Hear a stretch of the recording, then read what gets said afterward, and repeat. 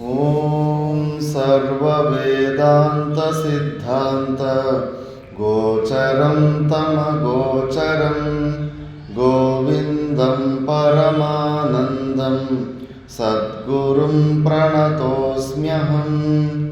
ॐ शान्ति शान्ति शान्तिः।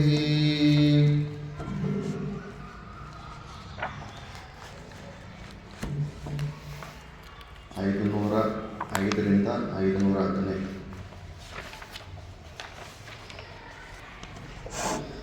ಛಾಯಯಾ ಸ್ಪೃಷ್ಟಮುಷ್ಣಂ ವಾ ಶೀತಂ ವಾ ಶುಷ್ಟುದುಷ್ಟು ವಾ ನ ಸ್ಪೃಶತ್ಯೇವ ಯತ್ಕಿಂಚಿತ್ ಪುರುಷಂ ತದ್ವಿಲಕ್ಷಣಂ ಅವಿಕಾರಮುದಾಸೀನಂ ಗೃಹಧರ್ಮಾ ಪ್ರದೀಪವತ್ ದೇಹೇಂದ್ರಿಯಮನೋಧರ್ಮಾಃ ನೈವಾತ್ಮಾನಂ ಸ್ಪೃಶಂತ್ಯಹೋ ರವೇರ್ಯಥಾ ಕರ್ಮಣಿ ಸಾಕ್ಷಿಭಾವೋ ವಹ್ನೇರ್ಯಥಾ ವಾಯಸಿ ದಾಹಕತ್ವಂ ರಜ್ಜೋರ್ಯಥಾರೋಪಿತವಸ್ತು ಸಂಗಃ ತಥೈವ ಕೂಟಸ್ಥಚಿದಾತ್ಮನೋ ಮೇ कर्तापि वा कारयितापि नाहं भोक्तापि वा भोजयितापि नाहं द्रष्टापि वा दर्शयितापि नाहं सोऽहं तिरनीदृगात्मा चलत्युपादौ प्रतिबिम्बलौल्यम् औपाधिकं मूढधियो नयन्ति स्वबिम्बभूतं रविवद्विनिष्क्रियं कर्तास्मि भोक्तास्मि हतोऽस्मि हेति जले वापि स्थले वापि लुटत्येष जडात्मकः नाहं विलिप्ये तद्धर्मैः घटधर्मैर्न भूयता कर्तृत्व भोक्तृत्व खलत्वमत्तता जडत्व बद्धत्व विमुक्ततादयः बुद्धेर्विकल्पा न तु सन्ति वस्तुतः स्वस्मिन् परे ब्रह्मणि केवले द्वये सन्तु विकारा प्रकृतेर्दशधा शतधा सहस्रधापि वापि तैकिं मे सा सङ्गचित्तेः नह्यं बुदडम्बरोऽम्बरस्पृश्यति अव्यक्तादिस्थूलपर्यन्तमेतद् विश्वं यत्राभासमात्रं प्रतीतं व्योमप्रज्ञं सूक्ष्ममाद्यन्तहीनं ब्रह्माद्वैतं यत्तदेवाहमस्मि सर्वाधारं सर्ववस्तुप्रकाशं सर्वाकारं सर्वगं सर्वशून्यं नित्यं शुद्धं निष्कलं निर्विकल्पं ब्रह्माद्वैतं यत्तदेवाहमस्मि यत्प्रत्यस्ताशेषमायाविशेषं प्रत्यग्रूपं प्रत्ययागम्यमानं सत्यज्ञानानन्तमानन्दरूपं బ్రహ్మాద్వైతం యత్తదేవాహమస్మి. ఇక్కడి వరకు మనం విచారణ చేసుకున్నాం. ఇక్కడి వరకు చంద్రశేఖర స్వామిజీ గారు టీకా రాశారు. దాని తర్వాత ఇంకా డైరెక్ట్ శ్లోకాలే. గురువుల దగ్గరికి తాను అనుభవించిన అనుభూతిని చెప్పి కొన్ని శ్లోకాల్లో తన ఎవరని తెలుసుకొని గురువులకి మళ్ళీ మళ్ళీ నమస్కారం చేస్తాడు. నిష్క్రియోస్మ్యవికారోస్మి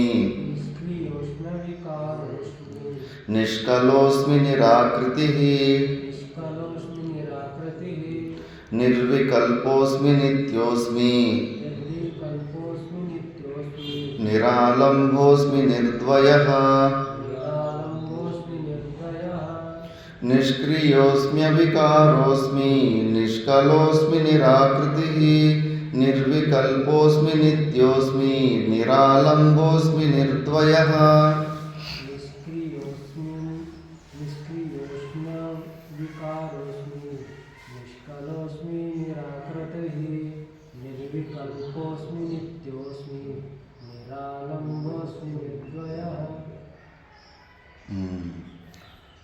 ఇతడు ఎలాంటి అనుభూతి అంటే నేను నిష్క్రియుని, ఎన్ని రోజులు నేను క్రియలు నేను నడుస్తున్నాను చేస్తున్నానని నాలో నేను క్రియలు చేస్తున్నాను అనుకోండి, కానీ నాలో ఏ క్రియలు జరగవు.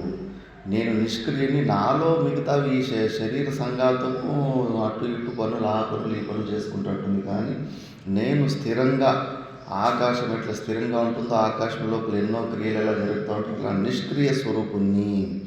నిష్క్రియ స్వరూపుని అన్నప్పుడు మన బుద్ధిలో రావాలి, మరి నా స్వరూపమే నిష్క్రియమైనప్పుడు ఇంకా ఎందుకు చేతులు కాళ్ళు శరీరంతో క్రియలు చేయాలి? ఒక్కొక్కటి తగ్గించుకొని నిర్వికల్ప సమాజ స్థితికి పోవాలన్న బుద్ధి మనలో పుట్టాలి. చెప్పాను కదా, మాతా మాణికేశ్వరమ్మది దృష్టాంతం. శివలింగాన్ని 8 సంవత్సరాల వయసులో శివలింగం వైపు చూసి, దేవుడు అంటే ఏమి, కదలకుండా బండరాయిలాగా కూర్చోవడమేనా? అయితే నేను కదలకుండా బండరాయిలాగా కూర్చుంటాను. అది చూడండి, మనసులో బుద్ధి ఎట్లా వచ్చింది. మనకు అట్లా వస్తూ ఉందా? నేను కదలకుండా బండరాయిలాగా కూర్చోవాలని లేదు, ఇంకా ఎన్ని క్రియలు చేయాలనిపిస్తూ ఉంది. మరి మన స్వరూపము నిష్క్రియ, కదలొద్దంటా ఉంది.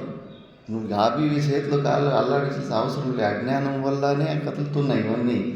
ఊగితే జీవుడు, ఊక్కుంటే దేవుడు. ఏమి నారాయణ చైతన్యం? ఎందుకు అట్లా కూర్చోలేకపోతున్నాం బండరాయిలాగా? కారణం ఏంటి? అజ్ఞానం. ఇంకా శ్రవణంలో సరిగ్గా తెలుసుకున్నట్టు అర్థమవుతూ ఉంది, కానీ ప్రాక్టికల్గా తెలుసుకోలేదు. ఇంకా ఎన్నో ఇంట్రెస్ట్ ఉన్న విషయాలు బయట చాలా ఉన్నాయి మనకు.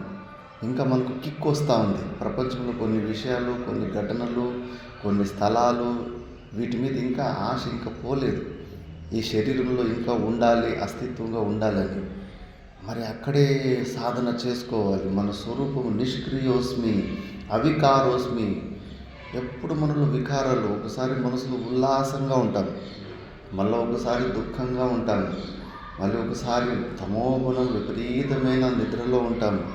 ఎన్ని చేంజ్ అవుతాం, మన లోపల ఉన్న మన తత్వము ఒకేలాగా ఉండలేకపోతున్నాము, మారిపోతున్నాము. ఉదయం పూట ఫ్రెష్గా ఉంటాము, మధ్యాహ్నం యావరేజ్లో ఉంటాము, సాయంకాలం పూటలో డల్ అయిపోయి ఉంటాము, రాత్రి పూట ఇంకా. కానీ లోపలున్న సచ్చిదానంద స్వరూపంలో నిలబడితే కానీ ఎప్పుడు ఒకేలాగానే, ఎప్పుడు స్వస్థమే, ఏ వికారం ఒకేలాగా లోపల తత్వం ఉండాలి. అట్లా ఉండలేకపోతున్నాం. శిష్యుడు అనుభవిస్తున్నాడు. అవికారోస్మి, నిష్కళోస్మి. ఈ షడ్భావ వికారాలు కానీ, ఈ వృద్ధావస్థలు కానీ, పుట్టినప్పటి నుంచి సత్యలోగా 16 సంస్కారాలు చేస్తారు. నామకరణం నుంచి కర్ణఛేదం, కర్ణఛేదం నుంచి పట్టుకొని లాస్ట్ అంత్యేష్టి వరకు షోడశ కళలు అంటారు. ఆ కళలు ఏమీ నాలో లేవు. నిష్కళోస్మి. ఆ కళలన్నీ ఈ శరీరానికి సంబంధించింది. షోడశ కళా నిధికి నమో నమః అంటారు. అంటే ఆయన నిష్కళ స్వరూపమైనా కూడా సగుణ సాకార రూపాల్లో వచ్చేసి అలాంటి క్రియలు చేస్తూ ఉంటాడు భగవంతుడు. మళ్ళీ నిరాకృతి, నాకు ఏమి ఆకారాలు లేవు. ఇప్పుడు ఈ శరీరం నేను అన్నది దృఢంగా నమ్మేశాను. మొన్న కూడా అక్కడ సుగూరులోనే చెప్పారు. హనుమంతరెడ్డి అని ఉండే కదా, మైకులో అనౌన్సర్ చేస్తుంది కదా, వాళ్ళ నాన్నకు లాస్ట్లో 3 సంవత్సరాలు మతిమరుపు వచ్చేసి సొంత కొడుకులనే మర్చిపోయినాడు. రోజుకు 10 సార్లు అడిగాడు, ఎవరు నువ్వు అని. మళ్ళా నేను మనిషిని, నేను మగోడిని అన్నది మాత్రం మర్చిపోలేదంట. కాకపోతే కొడుకుల పేర్లు కొన్ని విశేషాలు అవన్నీ మర్చిపోయినాడు. ఎంత దృఢంగా నేను మనిషినని నమ్మిన నిశ్చయం ఉందో అంత దృఢంగా నేను సచ్చిదానంద స్వరూపునని కావాలి. మనకు ఏ ప్రకారమైన ఆకారాలు కూడా లేవు. మనకు చాలా పెద్ద యుద్ధం ఉంది లోపల. ఏదో అయిపోయింది, ఏదో చేసేసామని మనం అనుకుంటున్నాం, కానీ అంతా ఏబిసిడీలే. ఇంకా అసలైన యుద్ధం లోపల ఉండేది. ఇంకా లోపలికి ఎంట్రీనే ఇవ్వలేదు. తత్వాలు శాస్త్రం చెబుతున్న దానికి, మనం ఆచరిస్తున్న దానికి విపరీతంగా ఉన్నాయి. ఎవరికి వాళ్ళు మహాజ్ఞానులు అనుకుంటున్నారు. ఇలా ఉంటున్నారా? నిష్క్రియులుగా ఉంటున్నారా? ఎన్ని పనులు ఉంటాయి, ఎంత బిజీగా ఉంటాయి, ఎంత శరీరాలు ఊగుతూ ఉంటాయి. మళ్ళీ నిర్వికల్పోస్మి. ఏ ప్రకారమైన ఇద సంశయాలు ఉండవు. నేను జీవున్నా, నేను దేవున్నా అన్న విషయంలో ఏ మాత్రం సంశయం లేకుండా, ఏ వికల్పాలు లేకుండా ఒకే స్వరూపం, సత్య జ్ఞాన స్వరూపంలాగా ఉండే. అందుకే దేహాత్మ జ్ఞానవద్య జ్ఞానం భవేద్ ఆత్మని నేర్చున్నపి ముచ్చతి అని. నేను ఈ శరీరము అనే జ్ఞానం ఎంత దృఢంగా ఉందో అంతే దృఢమైన జ్ఞానము నేను సచ్చిదానంద స్వరూపమైన పరమాత్మని కలిగిన రోజు నీకు మోక్షం వద్దనుకున్నా వచ్చేస్తుంది అంటారు. అంత దృఢంగా కావాలి. అంత దృఢంగా కావాలంటే మనకున్న మార్గం ఒకటే, రిపిటేషన్. మళ్ళీ మళ్ళీ ప్రతి క్షణము ప్రతి క్లాస్లో కూడా నువ్వు ఆ సచ్చిదానంద స్వరూపుడివి, బుద్ధిని అక్కడ తిప్పు, పుసుక్కని బుద్ధి బయటకు వచ్చేస్తూ ఉంటుంది. వాడిని ఆ మనిషిని చూస్తూ ఉంటుంది, ఈ మనిషిని చూస్తూ ఉంటుంది. ఏ మనిషిని చూసినా ఏదో ఒకటి తప్పుడు పనులు వికారాలు చేస్తూ ఉంటాడు. దాన్ని దాన్ని తల జరుపుకుంటూ ఉంటుంది. ఎన్ని సమస్యలు ఉన్నాయి మనసుకు. కాబట్టి ఇవన్నీ వదిలిపెట్టేయాలి. నిత్యోస్మి, ఎప్పుడు నేను నిత్యంగా ఉన్నాను. ముఖ్యంగా ఈ మృత్యు భయంతోటి, వృద్ధావస్థ వికారంతో అనవసరంగా భయపడుతూ ఉంటాం. అనవసరంగా ప్రతి క్షణము దాంట్లో భవిష్యత్తు గురించి భయపడుతూనే ఉంటాం. దాన్ని తొలగించుకోవాలి. ఈ శరీరం ఉన్నా లేకపోయినా నేను నిత్యమైన స్వరూపుణ్ణి, నేను నిత్యంగా ఉంటాను అని చెప్పేసి. నిరాళంబోస్మి. నిరాళంబం అంటే ఏంటి? నారాయణ చైతన్య. నిరాళంబం. ఆలంబం అంటే ಆಲಂಬನಂ ಆಧಾರಂ. ಏನಪ್ಪ ಮಂಗಲ ಚೈತನ್ಯ ಆಲಂಬನೆ ಅಂದರೆ సపోర్ట్. ఆలంబనం అంటే ఇప్పుడు కొంతమంది నడువుని కాకపోతే కట్టిని తీసుకుంటారు. కట్టి వాళ్ళకి ఆలంబనం, సపోర్ట్. మన ఆత్మస్వరూపం అంటే నిరాలంబ స్థితి. నేను మైసూర్లో గుహలో కూర్చుంటాను, నాది అయిపోయింది, వివేక చూడడానికి చదివేశాను కదా, నాకు ఇంకేం ఇంట్రెస్ట్ లేదంటే రూమ్లోనే వ్యవస్థ చేసి ఇచ్చాడు. చెప్పాడు అన్ని, మా ల్యాప్టాప్ మొబైల్ అన్నీ తీసేసుకున్నాడు. బుక్కులు ఎక్కువ ఉండే, అన్ని బుక్కులు బయట చూడు, బుక్కులు ఉన్నాయి కానీ బుక్కులను ఆలంబనం కూడా తీసుకోవద్దు. బుక్ ఆలంబనం కూడా తీసుకోకుండా నువ్వు సైలెంట్గా ఎన్ని రోజులు ఉంటావో ఉండి చూడు అని చెప్పేసి విడిచిపెట్టిండి. అట్లా మనము ఏ ఒక్క ఆలంబనము లేకుండా ఉండే స్థితి ఉండగలుగుతున్నామా? అందుకే అప్పుడప్పుడు చాతుర్మాసంలో చిన్నగా ప్రాక్టీసులు చేపిస్తారు గురుగారు. 1 నెల మౌనం, పనిష్మెంట్ లాగా. అసలు రూమ్ నుంచి బయటకు రాకూడదు. ఏంది ఎప్పుడు కళ్ళు తెరుచుకొని చెవులు తెరుచుకొని ఎప్పుడు బయట బహిర్ముఖంగానే ఉండడం. అన్నీ మూసుకొని కొద్ది కాసేపు శాంతంగా అంతర్ముఖి ఉండేలా అలవాటు చేసుకోవాలి కదా. అలా కాకపోతే మోక్షం లేదు. ఊరికి ఎంత విన్నా కూడా ఏమి ప్రాక్టికల్గా నువ్వు ఇలాంటి స్థితికి వెళ్ళాలి. ఏ ఆలంబనాలు, శాస్త్ర ఆలంబనం కూడా ఎంతవరకు సంశయాలు నివృత్తి అయ్యేంతవరకునే. జపము కానీ, గురుమంత్రము కానీ, సగుణ సాకార రూపాలు కానీ, ఇవన్నీ సపోర్ట్ కదా ఆలంబనాలు. ఆ ఆలంబనాలు మనకు అజ్ఞానం, సంశయ నివృత్తులు వరకు పెట్టుకోవాలంతే. దీన్ని కూడా తీసి పక్కన పెట్టేలాంటి స్థితి రావాలి. ఏమీ లేకుండా, ఏమీ ఆలంబనాలు లేకుండా సైలెంట్గా ఉండేలాంటి తత్వం కావాలి. అవకాశం ఇచ్చినప్పుడు ఎంత అవకాశం దొరికితే అంత అంతర్ముఖి అయిపోతూ ఉండాలి. ఆ ఏకాంతశీలతని అలవాటు చేసుకోవాలి. లేకపోతే లేదు, మోక్షం చాలా దూరం. శాస్త్రం ఎట్లా చెప్తుందో అట్లా నిరాలంబోస్మి అని, ఏ ప్రకారమైన ఆలంబనాలు లేకుండా ఉండేలాంటి తత్వాన్ని మెల్లమెల్లగా అలవాటు చేసుకోవాలి. కొద్ది రోజులు దాన్ని ఆ ఏకాంతశీలతని అలవాటు చేసుకుంటే మళ్ళీ ఎవరన్నా అనవసరంగా మాట్లాడితే కన్నా డిస్టర్బెన్స్ అనిపిస్తుంది. ఎందుకైనా ఇక్కడ వచ్చాడని ఆయన అనవసరంగా ఏదేదో మాట్లాడుతూ ఉన్నాడు. ఆ ఏకాంతశీలత అలవాటు కావాలి. మనకేమో ఇంకా కొరిపించుకొని డిస్టర్బ్ అవుతూ ఉంటాం. మనం సైలెంట్గా ఉండే అలవాటే లేదు మనకు. అంత ఈజీ కాదు. ఏ ఒక జీవన్ముక్త పురుషుడి చరిత్రను చదవండి. ఈ స్థితికి వివిక్త దేశ సేవిత్వం, జనతిర్ అసంసది, ఈ ప్రపంచాన్ని, జనాల్ని, ఏ ఫ్రెండ్ ఉండడు, ఏది లేదు, ఒక్కడే ఏకాంతశీలత. ఆ కుమారి దత్తాత్రేయ గురువులు కుమారి చేతులకి గాజులు వేసుకున్న దృష్టాంతం ఎంత మంచి దృష్టాంతం. ఒడ్లు దంచుతూ ఉంటే సౌండ్ వస్తూ ఉందంటే ఒక్కొక్క గాజు ఒక్కగా తీసి ఒకే ఒక గాజు ఎప్పుడుందో అప్పుడు అది సౌండ్ రాలేదు. మనము ఉండే అలవాటు ఎప్పుడు చేసుకుంటామో అప్పుడే నిజమైన సాధన జరుగుతూ ఉంటుంది.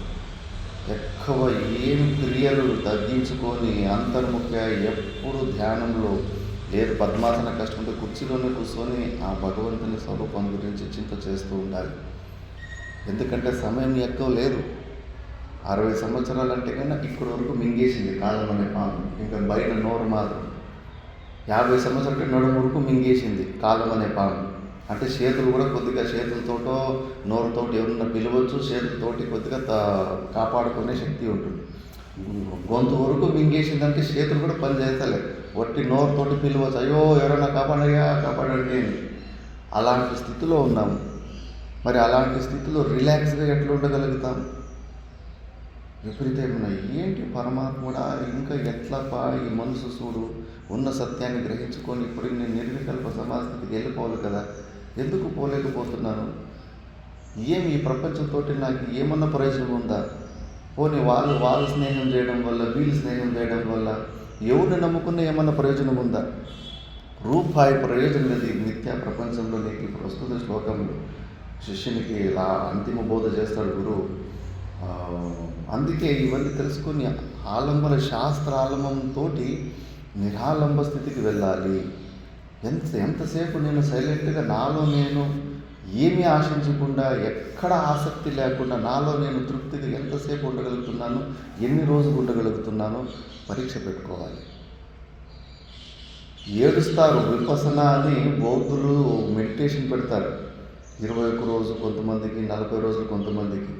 అల్ప ఆహారం ఇచ్చేసి మధ్యాహ్నం ఒక పూట, సాయంత్రం కొంచెం జ్యూస్ లాంటిది ఇచ్చేసి ఒక హాల్లోకి వేసేసి అందరూ సైలెంట్గా ఎవరు మాట్లాడుకోకూడదు. అట్లా ఏకాంతంగా వదిలిపెట్టేస్తే అలవాటే లేదు కదా, సైలెంట్గా ఉండే అలవాటే లేదు. ఏడుస్తారు, నన్ను బయటికి వదిలిపెట్టేయండి, నేను ఉండలేకపోతున్నాను, పిచ్చి లేస్తుంది నాకు అని చెప్పేసి. అంత ఈజీ కాదు. ఊరికే ఉండడం అనేది అంత ఈజీ కాదు. అన్ని బీగాలు వేసుకోవాలా, ఇంద్రియాలకి, కంటికి, నోటికి, నాలుగుకి అన్ని బీగాలు వేసుకొని మాట్లాడాల్సిన అవసరం వచ్చిన, అత్యంత అవసరం, ప్రాణం పోయే పరిస్థితి వస్తుందన్నప్పుడు శబ్దాలు బయటకు వదిలిపెట్టాలి. అంతటి ఏకాంతశీలతని పొందాలి. లేదంటే బహిర్ముఖత వల్ల ఎప్పుడు ఎక్కడ ఈ స్థితి, ఎక్కడ మనం ఉంటున్న దినచర్య ఏంటి, ఎంతసేపు ఇట్లా ఏమి కదలకుండా ఎంతసేపు కుసోగలుగుతున్నాం, అంతర్ముఖేతున్నాం, ఉండలేకపోతున్నాం. అలవాటే లేదు. అదే అలవాటు చేసుకోవాలి. మనసుకు ఏదో ఒకటి కావాలా, ఎంటర్టైన్మెంట్ కావాలా, ఏదో చూస్తూ ఉండాలా, అటు ఇటు పోతూ ఉండాలా, ఏదో కళ్ళు చెవులు ఏదో వింటూ ఉండాలా, కళ్ళు చూస్తూ ఉండాలా. అన్నీ అంతే అవి ఆర్డర్ చేస్తూ ఉంటాయి ఇంద్రియాలు. మనం వాటికి గులాముల్లాగా, సర్వెంట్లాగా చెంచాగిరి చేస్తూ ఉంటాం ఇంద్రియాలకి. ఆ కళ్ళు అది చూడు అంటే కానీ దాన్ని చూపించకపోతారు, ఆ మనసు అది విను అంటే కానీ దాన్ని వినిపించకపోతూ ఉంటాడు. ఇంకా మనసుని గులాములైన అది అడిగిందంతా ఎందుకు ఇవ్వాలి? మౌన వ్రతం నెల చూస్తాను మంచి విచారం ఉంటాను, పని చేస్తాను, భోజనం చేస్తానంటే మాట్లాడుకోవడం చాలా మంచిది. ఓ నెల ఒక నెల రోజులు ఇంకా చాతుర్మాసం. మన కార్యక్రమైనప్పుడు ఒక భక్తుని చూశాను, శివదీక్ష మీద వేసుకున్నాడు. శివదీక్షలో మౌనం సంకల్పం పెట్టుకున్నాడు. వచ్చి దూరం నుంచి నమస్కారం పెట్టి, ఇతడే అక్కడ విరుపాపురంలో ఉంటాడు కదా మల్లికార్జున ఆర్టీ, అతడు దీక్ష ఏదో వేసుకున్నాడు. కొంచెం బ్లూ కలర్ బట్టలు ఉంటాయి. అది ఏం దీక్ష? నీలం. అవునా?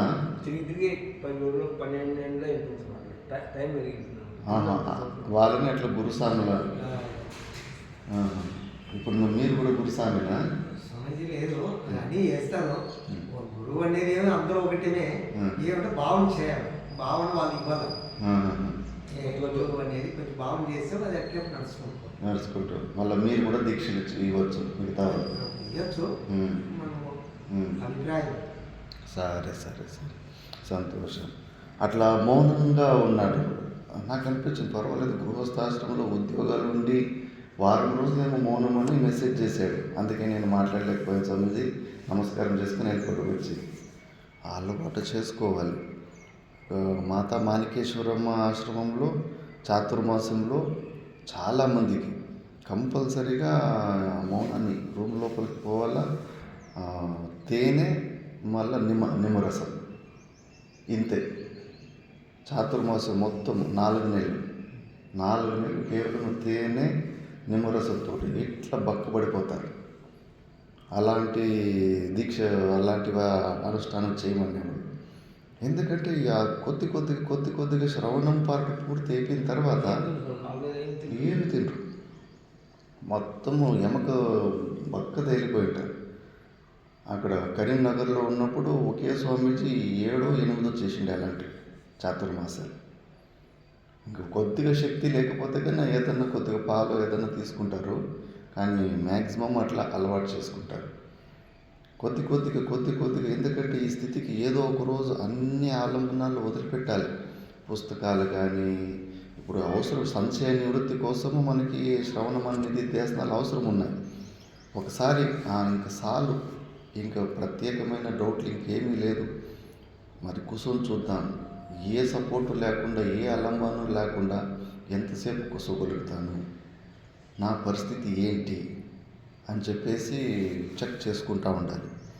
అప్పుడు అర్థమవుతుంది, ఓహో ఎంత దూరం ఉన్నాను నేను, ఎంత పెద్దదానికి కన్నేసాను, ఆ మోక్షానికి కన్నేసాను, కానీ నేను కాసేపు కూడా ఆలంబనం లేకుండా మనసుకు ఏ ఆలంబనం లేకుండా ఉండలేకపోతున్నానంటే కనుక ఇంకా విచారంలో కొద్దిగా ఏదో పెండింగ్ ఉంది.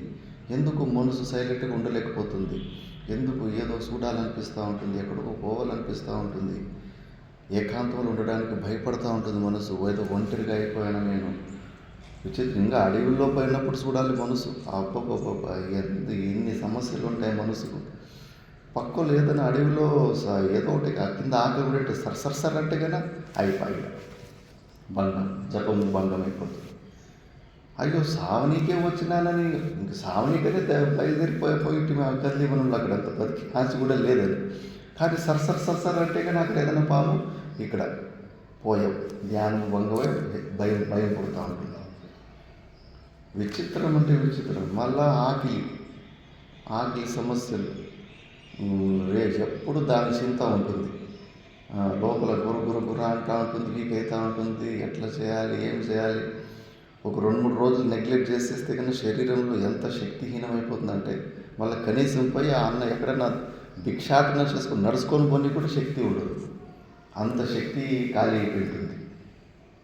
మళ్ళా వెళ్ళిపోతుందేమో, ఇంకా ప్రాణమే వదిలిపెట్టేసి వెళ్ళిపోతుందని అనవసరంగా భయం వేస్తూ ఉంటాం. తెగింపు ఉంది అనుకుంటాం, కానీ ఆ ప్రాక్టికల్గా ప్రాక్టీస్ చేసినప్పుడు ఎన్ని స్టెప్పుల్లో బ్రేక్ పడుతుంటాయి. అందుకే మెల్లమెల్లగా కొద్దిగా అంతర్ముఖిలైపోతూ ఉండాలి.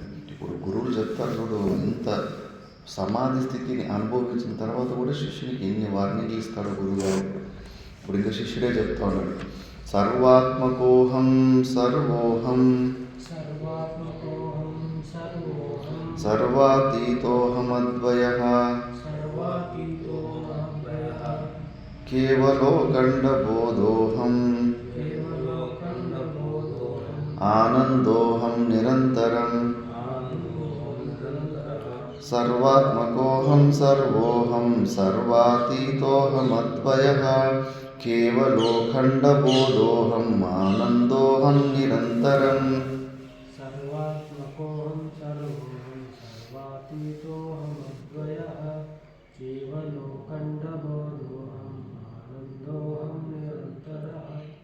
సర్వాత్మకోహం, అన్నిటికీ నేనే ఆత్మస్వరూపం అంటే నా అధిష్టానంలోనే అన్ని నిలబడుతున్నాయి. నేను పగ్గంలాగా నేను అధిష్టాన రూపంలో ఉన్నాను, నా మీద రకరకాల పాముల్లాగా ఈ ప్రపంచంలో ఉన్న వస్తువులు కనిపిస్తున్నాయి. మరి అందరికీ ఆత్మస్వరూపుడు నువ్వే అయినప్పుడు ఈ ప్రపంచంలో ఉన్న విచిత్రాలకు పవర్ఫుల్ జాగాలో తల వచ్చే ఎందుకు వచ్చుతావు?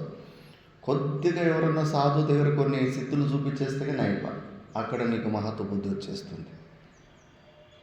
అందుకే జ్ఞానులకు నువ్వు ఎన్ని చమత్కారాలు చూసినా, నువ్వు ఎన్ని విచిత్రాలు చూసి, ఎంత పవర్ఫుల్ వ్యక్తివని నువ్వు ప్రూవ్ చేసుకున్నా కూడా అస్సలు అక్కడ ఏ ప్రకారమైన మహత్బుద్ధి రాదు. ఏమైతే ఏదైనా అంత నేను అధిష్టాన రూపంలో నేనే ఉన్నాను, నా అధిష్టానంలో నీ నాటకాలను చేస్తున్నావు. మన స్వప్నంలో మనం ఎన్ని శక్తిశాలి అయిన వస్తువుని సృష్టించాము, పవర్ఫుల్ అయిన సింహాన్ని సృష్టించాము, పవర్ఫుల్ అయిన దేవతలు సృష్టించుకుంటాము, మన స్వప్నంలో పవర్ఫుల్ అయిన ఇంత పెద్ద ప్రపంచాన్ని సృష్టించుకుంటాము. మన స్వప్నంలో ఉన్న సింహం మనకన్నా గొప్పది ఎట్లయిపోతుంది? మన స్వప్నంలో ఉన్న ఒక యోగి రాత్రి స్వప్నంలో అంతా సిద్ధపురుషులే వచ్చారు. ఆ స్వప్నం ఉన్నంతసేపు ఏదో మురిసిపోయాను, అబ్బాబా ఎంత గొప్ప వాళ్ళు అట్లా ఇట్లా. ఆ సిద్ధపురుషుని పుట్టించింది నేనే కదా, నా స్వప్నమే కదా. ఆ సిద్ధపురుషులు ఆత్మను నేనే అయి ఉన్నాను, నా లోపలే వచ్చారు వాళ్ళంతా. ఇది ఆత్మజ్ఞానం. ఊరికే వేరే చోట ఎక్కడో ఏదో ఒక సిద్ధి ఉందని మురిసిపోయి అక్కడ చెంచాగిరి చేయడం కాదు. ఆ సిద్ధు పురుషునికి నువ్వే ఆత్మస్వరూపుడు అయినావు. నీ అధిష్టానంలో ఈ సకల ప్రపంచం ఉంది. ఆ సత్యాన్ని నువ్వు తెలుసుకోవాలంతే. సర్వాత్మకోహం. అంతఃకరణ భేదాలు రకరకాలుగా, ఒకడు పవర్లెస్, ఒకడు పవర్ఫుల్, ఎన్నో విచిత్రాలు కనిపిస్తూ ఉంటారు. ఎక్కడ తల వంచొద్దు. చెప్పాను కదా, పంచదశిలో ఒక యోగికి జ్ఞానికి కాంపిటీషన్ రూపంలో పెడతారు. రాజు ప్యాలెస్ లోపల పోవడానికి 2 గోడలు ఉంటాయి. ఎవరు మంచిగా పెయింటింగ్ చేస్తారో సాయంత్రం లోపల వాళ్ళకి ఫస్ట్ ప్రైజ్ అని చెప్పేసి, ఒకవైపు యోగి ఉంటాడు, ఇంకోవైపు జ్ఞాని ఉంటాడు. యోగి ఉదయం నుంచి సాయంత్రం వరకు కష్టపడి మంచి డిజైన్లు అవి ఇవి చేస్తుంటాడు. జ్ఞాని సైలెంట్గా హాయిగా రిలాక్స్గా ఉంటాడు. ఇంకా సాయంత్రం రాజు వచ్చి పరీక్ష చేసే సమయంలో ఇటువైపు గోడకి మొత్తం అద్దాలు ఫిట్ చేసేస్తాడు. అటువైపు కూడా పొగలంతా కష్టపడిందంతా మొత్తం ఈ అద్దాలు ఇంకా అద్భుతంగా కనిపిస్తుంది డిజైన్. రాజు ఇతనికే ప్రైజ్ ఇచ్చేస్తాడు జ్ఞానికి. అంటే నీ ప్రపంచంలో నువ్వు శిరశాసనాలు వేసుకొని తల కిందికి కాలుపైనకి వేసుకొని ఒంటి కాలు తపస్సు చేసుకొని నువ్వు ఏ అనిమ గరిమాది సిద్ధులు పొందినా కూడా నీ ఆత్మస్వరూపాన్ని నేనైపోతాను. స్వప్నంలో నువ్వు పెద్ద సిద్ధపురుషుడు అయితే ఏమి, భిఖారి అయితే ఏంటి, నిద్ర మేల్కొన్న తర్వాత అంతా ఒకటే ఉంటుంది. ఈ సత్యాన్ని తెలుసుకోవాలి. జ్ఞాన మహాత్మ్యము సామాన్యం కాదు. ఆ మాతా మాణికేశ్వరము స్వయంగా అనిమా గరిమాది సిద్ధులు ఉండి కూడా, నాయనా జ్ఞానానికన్నా పెద్దది ప్రపంచంలో ఏమీ లేదు. మూర్ఖుడికి మూర్తి పూజ, జ్ఞానికి ఆత్మ పూజ. ఎప్పటికీ మీరు భగవంతుని స్వరూపం తెలుసుకుని నీలోనే ఉన్నాడు, అది నువ్వే అయి ఉన్నావు. దీనికి మించిన గొప్పది ప్రపంచంలో లేదు అని ఆ సిద్ధులుండి ఎవ్వరికీ ఆ సిద్ధులు నేర్పించలేదు. చెప్పింది, నాయన వివేకము లేకుండా జ్ఞాననిష్ట లేకుండా సిద్ధులు ఎవరికైనా వస్తే కన్నా కొన్ని కల్పాల వరకు జీవితాన్ని ఇంకా టైం వేస్ట్ చేసుకుంటాడంట. ఇప్పుడు సామాన్యంగా ఒక చిన్న పోస్ట్ వస్తేనే, ఆశ్రమంలో మహంత్ పోస్ట్ వస్తేనే ఆ పోస్ట్లోనే కిక్ వస్తుంది వానికి. అలాంటిది ఇంకా పవర్ఫుల్ అయిన సిద్ధ పురుషుడు అయిపోతే కదా వాడికి వైరాగ్యం వస్తుందా? వాడిని చూసి అందరూ ఉచ్చబోసుకుంటూ ఉంటారు, సాష్టాంగ ప్రణామాలు పడుతూ ఉంటారు. ఎన్నో అనాది కాలం నుంచి ఎవరు రెస్పెక్ట్ ఇవ్వలేదు. అలాంటిది అంతమంది భయపడుతున్నారు. శ్రద్ధ ఉంది, ఆ పూజతో భావన వస్తుంది. ఆ కిక్ నుంచి మళ్ళీ వాడు బయటకు వస్తాడా? అస్సలు రాలేకపోతాడు. అందుకే ఎవ్వరికీ ఆ సిద్ధులు అస్సలు ఇవ్వనే లేదు. మాతా మాణికేశ్వరి జీవితం నా సత్యనాశనం అయిపోతుంది. చెప్పిందంటే శ్రీశైలంలో ఎంతోమంది ఈ సిద్ధులు వెంబడిపోయి హిమాలయాల తర్వాత ఎక్కువ మంది సత్పురుషులు శ్రీశైలంలోనే ఉన్నారంట. చిన్న రూపాలు చేసుకొని బండలు ఇంత చిన్న రంధ్రాలు ఉంటాయి కదా, ఆ రంధ్రాల లోపల చిన్న సైజు చేసుకొని రంధ్రాల లోపల పోయి కొన్ని వేల సంవత్సరాలుగా ఇలాంటి సాధనలో ఉన్నారంట. ఇంకా ఎందుకు మోక్షాన్ని పొందలేకపోతున్నారంటే కన్నా ఈ జ్ఞానం లేక. మనమంతా దాని వెనకాల పోతూ ఉంటాం. అదేదో పవర్ఫుల్ పోస్ట్, పవర్ఫుల్ స్థితి అని చెప్పేసి, అది పరమ అజ్ఞానం. ఒక్కసారి ఆ సిద్ధుల్లోకి వెళ్ళిపోతే కన్నా మళ్ళీ ఏదో భగవంతుని కృప ఉండి ఎవడన్నా ఒక జ్ఞాని గురువు ఎదురైతే కన్నా ఇటు తిరుగుతాడు, కానీ జీవితం నాశనం అయిపోతుంది. కల్పాలు కొద్ది మళ్ళా, ఎందుకంటే ఈ జనంలో చేసిన సాధన ఇంకో జనంలో కూడా అది వస్తుంటుందంట. మళ్ళీ వాడు నెక్స్ట్ జన్మలో కూడా అంతే పవర్ఫుల్ క్యారెక్టర్ అని, వాడు గృహస్థాశ్రమంలో వచ్చినా కూడా వాడికి కొన్ని వాక్ సిద్ధులు అవి ఇవి ఉంటాయి. ఇంక ప్రపంచంలోనే ఈ బురదలోనే పొరలాడుకుంటూ ఉంటాడు, కానీ ఈ జ్ఞానం వైపు మోక్షం వైపు రాడు. గోరఖ్నాథ్ ఏమి సిద్ధులు కొన్ని నేర్చేసుకొని వాళ్ళ గురువు మత్స్యేంద్రనాథ్ నుంచి సిద్ధులు నేర్చేసుకుంటూ ఉంటాడు. ఎక్కడ పోయినా పవర్ శక్తులు చూపించేసేది. ఇంక శక్తులు చూపించేస్తే ఇంకా సరెండర్ కాదు. అందరూ ఇక సాష్టాంగ ప్రణామాలు పెట్టేసి ఎక్కువ మంది భక్తులు తయారైపోతారు. ఇంకా అదే కిక్కు. చూడు నాకు ఎంతమంది తలొస్తున్నారు, నాకు నన్ను చూసి ఎంతమంది భయపడుతున్నారు అని చెప్పేసి ఫుల్ కిక్కులో ఉంటాడు. అల్లమ్మ ప్రభు అక్కడ గోకర్ణకి పోయి ఉంటాడు. వస్తే సాధు ఇట్రా అంటాడు. ఏమన్నా సాధన చేసినా అట్లే వట్టిగా తిరుగుతున్నావు అంటే, ఏదోలే మా గురుగారు ఇచ్చిన సాధన చేసుకున్నట్లే అని చెప్పేసి కత్తి తీస్తాడంట. కొట్టు అంటాడంట. కొడితే కన్నా టన్ అని సౌండ్ వస్తుందంట. అంటే గోరఖనాథ్ ఇద్దరు ఇలాగే చేసుకున్నాడు శరీరాన్ని. మళ్ళీ అల్లమ్మ ప్రభు ఇప్పుడు నువ్వు నన్ను కొట్టు అంటాడంట. ఏ పిచ్చోడా, నేనంటే సిద్ధులు నేర్చుకున్నాను, నిన్ను కొడితే నువ్వు చచ్చిపోతారంటే, ఏం పర్వాలేదు, మేము సన్యాసం తీసుకున్నప్పుడే ఇంకా చచ్చిపోయినట్టే మేము, నువ్వు పర్వాలేదు కొట్టుడు. కొడితే కన్నా వాయుమయం అయిపోయింది, గాలిలాగా ఉన్నాడు శరీరం. అవి ఇదేం సిద్ధరా నాయన, నేను శరీరాన్ని గట్టిగా చేసుకు సిద్ధంటే నేను వాయువులాగా చేసేసుకున్నాడు కదా అని చెప్పేసి అప్పుడు అహంకారం, గర్వేతు బంకే క్షణాత్. అదే తెలుగులో ఉందా, పొట్టోని కొడితే నీ నెత్తిని కొట్టాడు ఎవడో ఒకడు వస్తాడని. ఏమంది సామెతే? అట్లా నువ్వంటే నిన్ను మించినోడు ఎవడో ఒకడు వస్తాడు. నిన్ను తన్నేవాడు ఉంటే నిన్ను తాటిన ఎవడో ఒకడు ఉంటాడు అని చెప్పేసి అట్లా అప్పుడు అహంకారం భంగం అవుతుంది. అప్పుడు తిడతాడు, ఓ రెప్పించోడాడు. స్వప్నంలో నువ్వు పెద్ద సామ్రాట్ అయితే ఏంటి, భిక్షకాడైతే మేలుకున్న తర్వాత అంతా వ్యర్థమే కదరా, ఒకటే కదరా. లేనిపోని ఇలాంటి పనికిరాని ఈ సిద్ధుల గురించి అజ్ఞానమే కదా. నీకు సెల్ఫ్ డౌట్ ఉన్నందుకు ఈ ప్రపంచంలో పవర్ఫుల్ వ్యక్తిలాగా నువ్వు కనిపించుకోవాలని చూస్తున్నావు. ఎందుకంటే కన్నా నువ్వు పవర్ఫుల్ వ్యక్తి కాదని నీకు డౌట్. నువ్వు సర్వశక్తిమంతుడు, నువ్వు సర్వాత్మకోహం, అంతటికి నువ్వే అధిష్టాన రూపంలో ఉన్నావు. నీ లోపల ఉన్న ఆ సచ్చిదాన స్వరూపమైన పరమాత్ముడే అన్నిటికీ ఆధారం. ఆ పరమాత్మని నువ్వు కొండలాగా చూసుకుంటున్నావు, ఆ పరమాత్మని చెట్టులాగా చూసుకుంటున్నావు, ఆ పరమాత్మని గురులాగా చూసుకుంటున్నావు, ఆ పరమాత్మని యోగిలాగా చూసుకుంటున్నావు. అందరికీ ఆత్మ ఆ పరమాత్ముడైన అది నువ్వే అయి ఉన్నావు. మరి నీలో ఉన్న మహత్వంలో నీలో నువ్వు గొప్పగా ఫీల్ కావాలి. కానీ అలాంటి ఒక స్థితి కదా. అసలు జీవన్ముక్త స్థితి కూడా ఒక స్థితినే.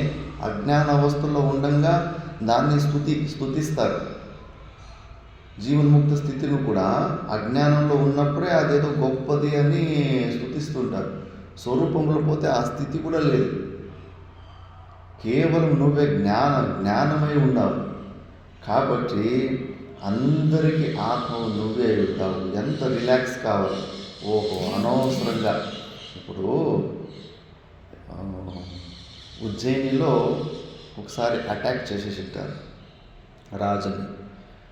ఇంకా ఓడిపోతున్నారని తెలిసిపోతే కానీ మంత్రి రాజు కొడుకుని చిన్న పిల్లని తీసుకెళ్ళిపోయి సొరంగ మార్గంలో పోయి అడవిలో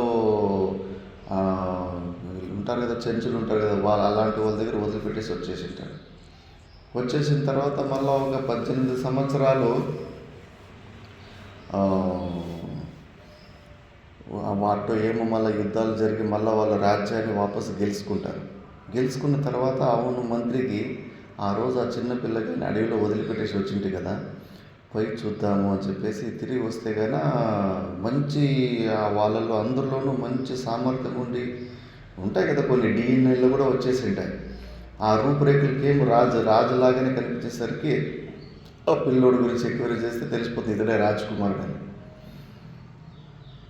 తనకు స్టార్టింగ్లో చెప్తే నాయన నువ్వు అక్కడ అతడు ఒక పెద్ద రాజ్యాన్ని సృష్టించుకోవాలని అక్కడ వాళ్ళతో తయారు చేస్తూ ఉంటాడు అడవిలో.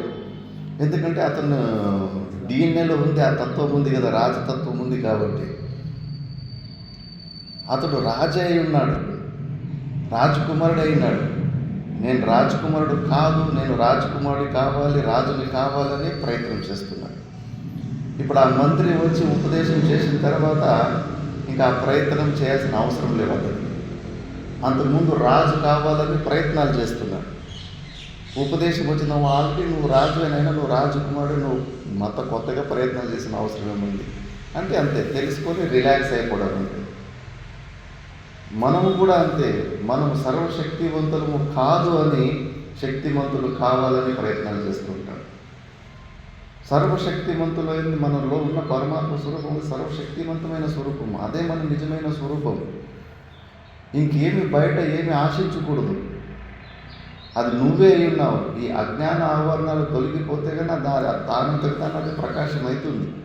లోపల నీ మనసులో ఉన్న పరిచిన భావాలని తొలగించుకొని పోతూ ఉండాలి. అంతటికి నువ్వే ఆత్మ అయినావు. అందుకే నీ స్వరూపం కన్నా గొప్పగా బయట ఎక్కడ మహతోబుద్ధి పెట్టుకోకు. నువ్వు సర్వాత్మకోహం సర్వోహం అంత నువ్వే ఉండావు. సర్వాతీతం అహమద్వయ. నామరూపాల్లో కనిపిస్తున్నవన్నిటికీ అతీతంగా అద్వైత స్వరూపాన్ని నువ్వు ఉంటావు. అదేమి స్వామీజీ, అంతా సర్వము అన్నీ నువ్వే ఉన్నావు అంటావు. మళ్ళీ అన్నిటికీ సర్వాతీత అహమద్వయ, అన్నిటికీ అతీతంగా ఉన్నావు అంటున్నావు. దీంట్లోనే తెలిసిపోతుంది అన్నీ ఉన్నాయంటే కల్పితం ఈ ప్రపంచం అని చెప్పేసి. తాడు మీద 4 ప్రకారాల పాములు కనిపించినా కూడా అన్ని పాముల్లో కూడా ఆ పరమాత్ముడే ఉంటాడు. అది ఇన్వర్టర్కి పెట్టేంటి, అది ఇన్వర్టర్ దీనికోసమే పెట్టాము, ఆ గంట కొట్టే మిషన్. సర్వాతీతోహం, అన్నిటికీ అతీతంగా. ఆ తాడు మీద కనిపిస్తున్న ఎన్ని స్వరూపాలు కనిపించినా అంతా ఆ తాడు లేకపోతే అవి కనిపించవు. కానీ ఆ పాములు కనిపిస్తున్న పాములు లేకపోయినా కూడా తాడుకు అస్తిత్వం ఉంటుంది. అందుకే ఇవన్నీ కనిపించే దృశ్య నామరూపాత్మైన జగత్తాలకు అతీతంగా పరమాత్ముడు ఉంటాడు. ఇంకా కనిపించే ప్రపంచానికి భగవంతుడు లేకపోతే ఇవి కనిపించలేవు. ఈ ప్రపంచంలో లేకపోయినా కూడా పరమాత్ముడు ఉంటాడు. ఇలా సర్వోహం సర్వాతీతోహం అని 2 ప్రకారాలుగా తెలుసుకోవాలి. సర్వోహం సర్వాత్మకం అన్నప్పుడు అధిష్టానాన్ని కన్నా ఆరోపితమైన కనిపించే నామరూపాత్మైన జగత్తు అధిష్టానాన్ని కన్నా వేరుగా ఉండడానికి ఛాన్స్ లేదు అని తెలుసుకోవాలి. సర్వం బ్రహ్మమయం, అంతటా భగవంతుడు ఉన్నాడనే తత్వంలో ఇలా అర్థం చేసుకోవాలని చెప్పేది. మళ్ళీ సర్వాతీతోహం అంటే కన్నా ఈ నామరూపాత్మైన జగత్తును లేకపోయినా కూడా పరమాత్ముడు ఉంటాడు. అందుకే కృష్ణ పరమాత్ముడు భగవద్గీత అంటాడు, అన్ని భూతాలలో నేనే ఉన్నాను కానీ నాలో ఏమీ లేవు అంటాడు. అన్నిట్లోనూ నేనే ఉన్నాను, నాలో ఏమీ లేవు అంటున్నాడు. ఎట్లా అంటే ఇట్లా, అంటే నా అధిష్టానంలోనే అన్నీ కనిపిస్తున్న నామరూపాత్మైన జగత్తును లేకపోయినా కూడా నేను ఉంటాను, సచ్చిదానంద స్వరూపుడిని అని చెప్పేసి. మళ్ళా కేవల అఖండ బోధోహం, నా స్వరూపము కేవలం సాక్షి చైతన్యం, బోధ స్వరూపము, జ్ఞాన స్వరూపము. ఎన్నో వస్తువులు, నొప్పి, ఇవన్నీ కూడా వస్తువుల్లాగా ఇటుకల్లాగా చూసుకోలేము మనం. అయినా కూడా మనకు దాని అనుభూతి, నొప్పి అంటే ఏదని ఒక అనుభూతి ఉంది కదా. అలాంటిది ఒక జ్ఞాన స్వరూపం. నేను సత్తు చిత్తు ఎరుక, నా స్వరూపమే ఎరుక. అఖండ బోధోహం ఆనందోహం, ఆనంద స్వరూపాన్ని, నిరంతరంగా నేను ఆనంద స్వరూపాన్ని. మళ్ళీ గురువుకి నమస్కారం చేస్తున్నాను. స్వరాజ్య సామ్రాజ్య విభూతిరేష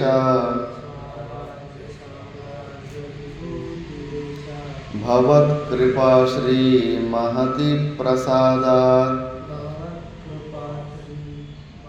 కృపాశ్రీ మహతి ప్రసాదాత్ ప్రాప్త మయా శ్రీ గురవే మహాత్మనే నమో నమస్తేస్తు పునర్నమోస్తు. స్వరాజ్య సామ్రాజ్య విభూతిరేష భవత్కృపా శ్రీ మహతి ప్రసాదాత్ ప్రాప్త మయా శ్రీ గురవే మహాత్మనే నమో నమస్తేస్తు పునర్నమోస్తు.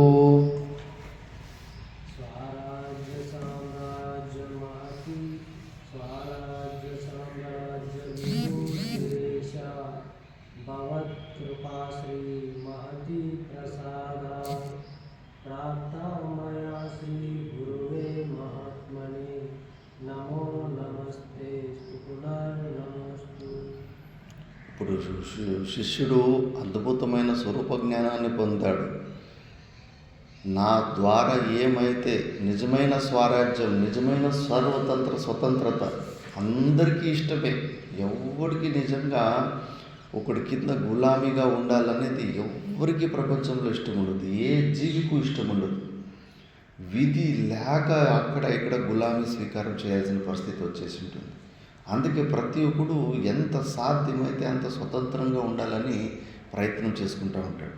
ప్రతి ఒక్కడు భార్య నుంచి భర్త, భర్త నుంచి భార్య, తల్లిదండ్రుల నుంచి పిల్లలు, పిల్లల నుంచి తల్లిదండ్రులు అందరూ నేను నా స్వతంత్రంగా ఉండాలి, నా జుట్టు ఎవరి చేతికి దొరకకూడదు, నన్ను ఎవడు కంట్రోల్ చేయకూడదు, నాకు ఎవడు ఏమి ఉపదేశాలు చెప్పకూడదు, నా ఎంతకు నేను స్వతంత్రంగా ఉండాలి ప్రతి ఒక్కడు కోరుకుంటాడు.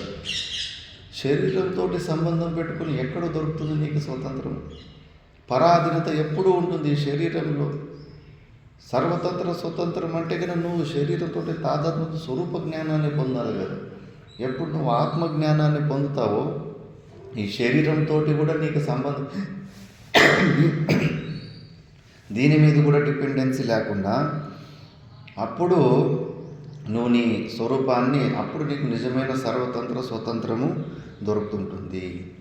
భగవత్ కృప. నీరిన్ బాటిల్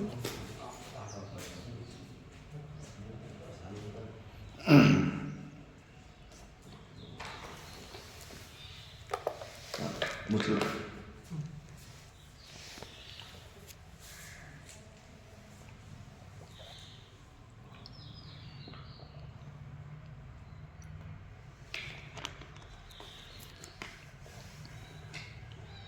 అలాంటి స్వరాజ్యం,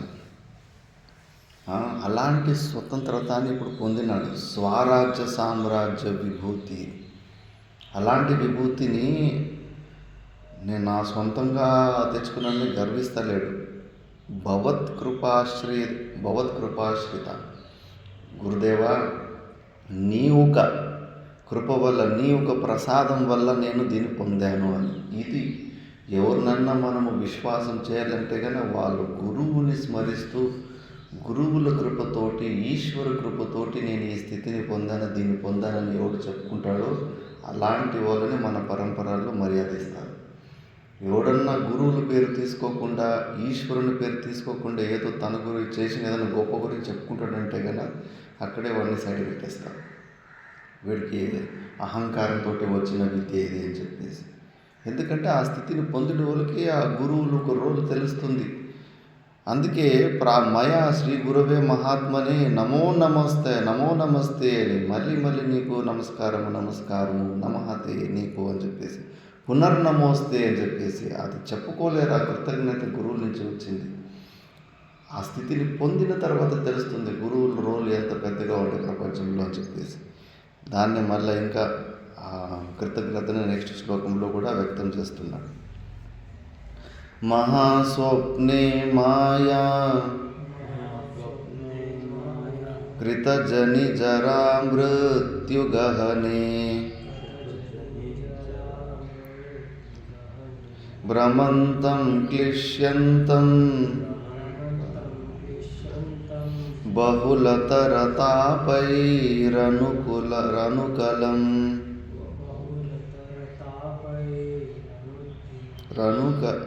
దినమిదే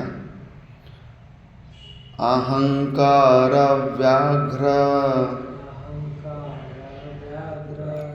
వ్యతితమిమత్యంత కృపయా ప్రబోధ్య ప్రస్వాపాత్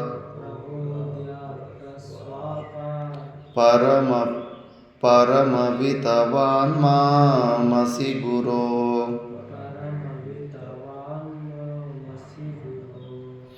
మహాస్వప్నే మాయా కృతజని జరా మృత్యుగహనే భ్రమంతం క్లిశ్యంతం బహుళతరతాపైరనుకలం అహంకార వ్యాఘ్ర వ్యతితమిమత్యంత కృపయా ప్రబోధ్య ప్రస్వాపాత్ పరమవితవాన్ మామసి గురో.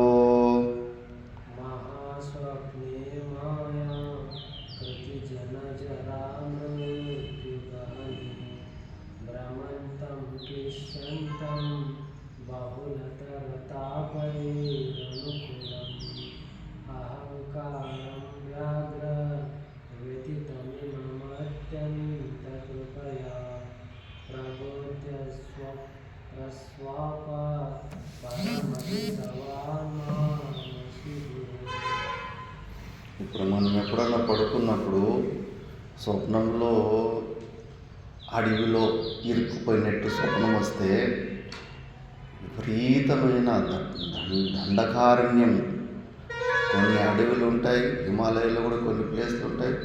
ఒక 10 మీటర్ల కంటే దూరంలో ఇంకేమీ కనిపించదు, అంత ఒత్తుగా ఉంటాయి చెట్లు ఆకులు అంతా. ఎప్పుడూ వర్షం పడుతూ ఉంటుంది కదా, గ్యాప్ ఉండదు అసలు. ఆ హిమాలయ ప్రాంతంలో మణిపూర్, నార్త్ ఈస్ట్ అంతా భయంకరంగా ఉంటాయి అడవులు. అలాంటి అడవిలో ఇరుక్కుపోయినప్పుడు అక్కడ ఒక పులి తొరుక్కొని వస్తూ ఉంటే కానీ ఎంత భయపడుతూ ఉంటాం స్వప్నంలో. అలాంటి దుస్వప్నం వచ్చినప్పుడు ఎవరైనా పక్కలో ఉండడం మనల్ని లేపేస్తే కన్నా లేచిన తర్వాత ఎంత రిలాక్స్ అనిపిస్తుంది. స్వప్నంలో అనవసరంగా ఆ పులి తొరుకుతూ ఉంటే పరిగెత్తి భయపడతా ఉంటే టక్కని పక్కలో ఉన్న లేపినందుకు ఇదంతా వట్టితే కదా, లేకపోతే ఆ స్వప్నంలో ఆ పులితోట హింసింపబడి ఎంత దుఃఖాన్ని పొందేవాడు. అట్లా నేను ఈ ప్రపంచం కూడా ఇది కూడా పెద్ద అరణ్యం, ఇది జనారణ్యం అంతే. ఇది అక్కడ పశువులు ఉంటాయి, ఇక్కడ మనుషులు ఉంటారు. క్రూరమైన జంతువు మనిషే.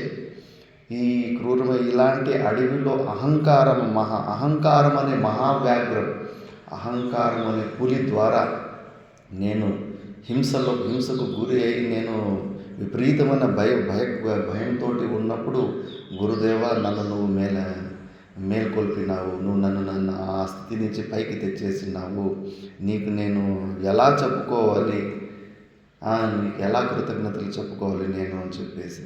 అందుకే గురువులు నిన్న అజ్ఞాన నిద్ర నుంచి బయటకు పంపించేస్తాడు. ఇప్పుడు చూడండి, అహంకార మహావ్యాఘ్రం. అహంకారము పెద్ద శత్రు మనకు.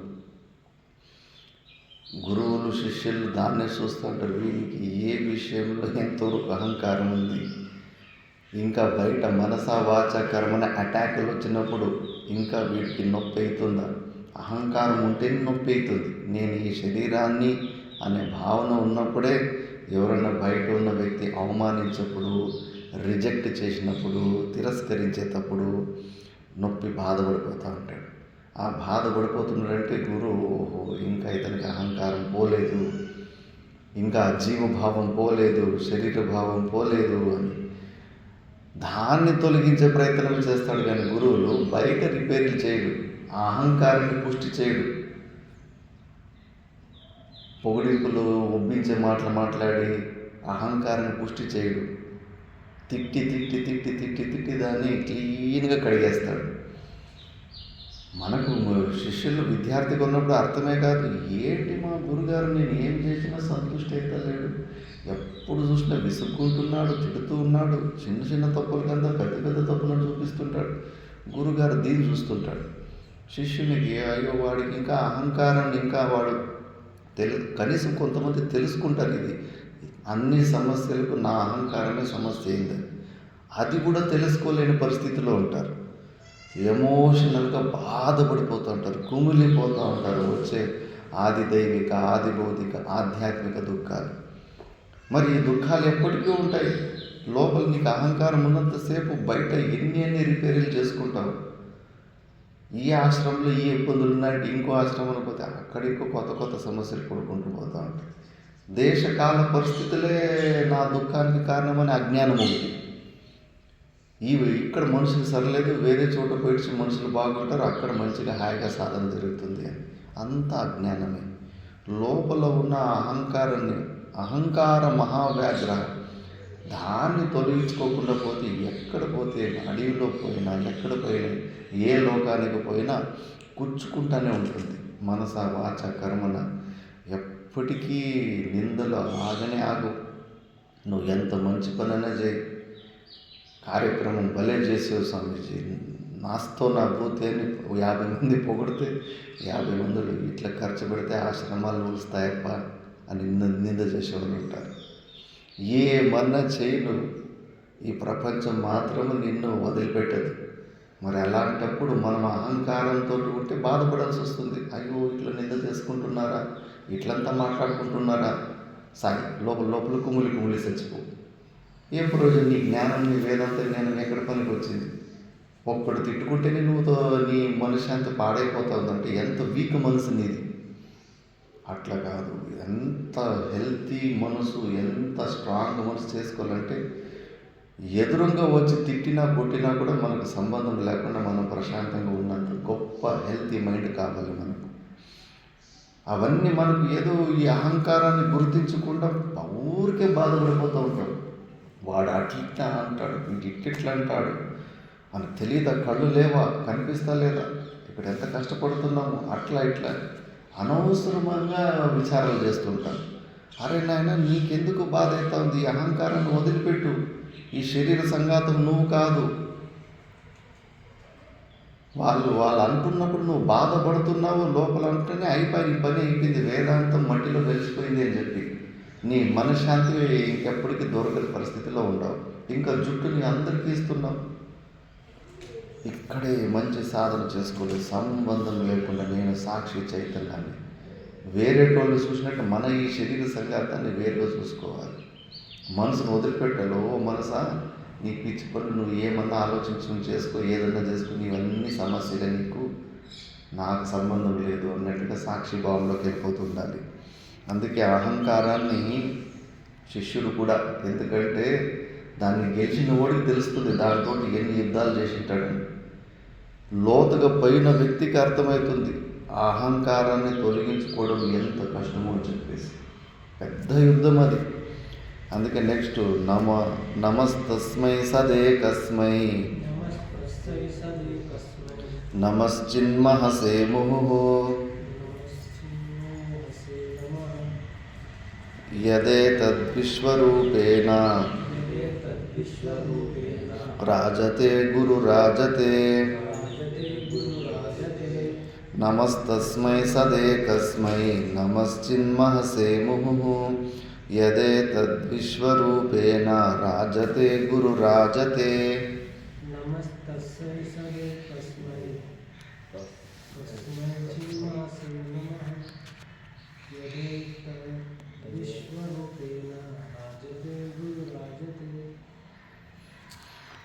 ఓ నమ సద్రూపమైన అద్వితీయమైన చైతన్య స్వరూపమైన జ్యోతి స్వరూపమైన గురువే నమస్కారం. గురువుని కూడా ఇప్పుడు వరకు శిష్యుని కూడా భిన్న భావంలోనే ఉంటుంది. నాకు వేరుగా గురువు ఉన్నాడు నన్ను ఉద్ధరించేటటువంటి. ఇప్పుడు తన స్వరూపమే అయిపోయాడు గురువు. గురువు వేడు, శిష్యుడు వేరు కాదు. తన స్వరూప చైతన్య జ్యోతి అయిన నీకు నమస్కారము. దేని నుండి ఈ విశ్వరూపము విరాజమానమవుతుందో ఆ గురురాజుడు అయిన నీకు నమస్కారము అని. నువ్వే ఉండవు, ఆ ఈశ్వరుడు నువ్వే. నన్ను బయటకు ఈ భవరూపమైన సంసారం నుంచి నన్ను బయటకు వేసిన ఆ పరమేశ్వరుడు నువ్వే గురుదేవా. ఆ పరమేశ్వరుడు ఈ ఒక శరీర సంఘాతంలో నన్ను కాపాడాడు అని చెప్పేసి ఈశ్వరుడికి ఆ గురువుడికి భేదం లేకుండా అలా స్తుతి చేసుకుంటా ఉన్నాడు. ఇంకా ఇంకో శ్లోకంతో స్తుతి చేసిన తర్వాత మళ్ళా గురుగారు శిష్యుని కొద్దిగా ప్రశంసన చేసి కొన్ని ఉపదేశాలు చేసి కొన్ని వార్నింగ్లు కూడా ఇస్తాడు. మధ్యాహ్నం 12:30 నుంచి 1:30కి మళ్ళా కూర్చుంది. ఓం పూర్ణమద పూర్ణమిదం పూర్ణాత్ పూర్ణముదచ్యతే పూర్ణస్య పూర్ణమాదాయ పూర్ణమేవావశిష్యతే.